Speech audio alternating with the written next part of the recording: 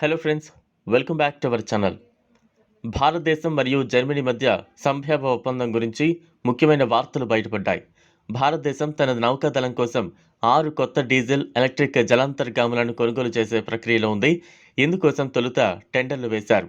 అయితే Russia, France తదితర దేశాలు బిడ్డింగ్ ప్రక్రియ నుంచి వైదొలగడంతో టెండర్ సవాళ్లను ఎదుర్కొంది. బిడ్డింగ్ ప్రక్రియ నుండి మొదట వైదొలిగిన జర్మనీ ఇప్పుడు సవరించిన ఆఫర్తో తిరిగి వచ్చింది.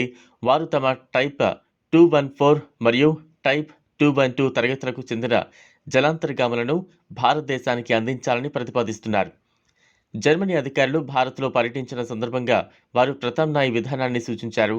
జాప్యాన్ని ఎదుర్కొన్న భారతదేశ ప్రాజెక్ట్ P75 కోసం వేచి ఉండకుండా వారు జర్మన్ జలాంతర్గాముల కోసం నేరుగా ప్రభుత్వ ఒప్పందాన్ని ప్రతిపాదించారు.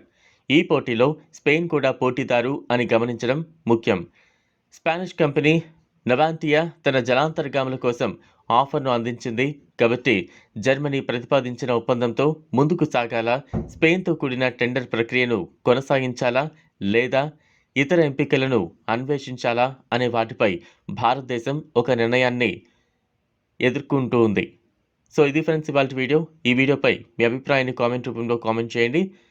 ఈ వీడియో కనుక మీకు నచ్చినట్లయితే లైక్ చేయండి, షేర్ చేయండి, ఛానల్ను సబ్స్క్రైబ్ చేసుకోండి. Thanks for watching.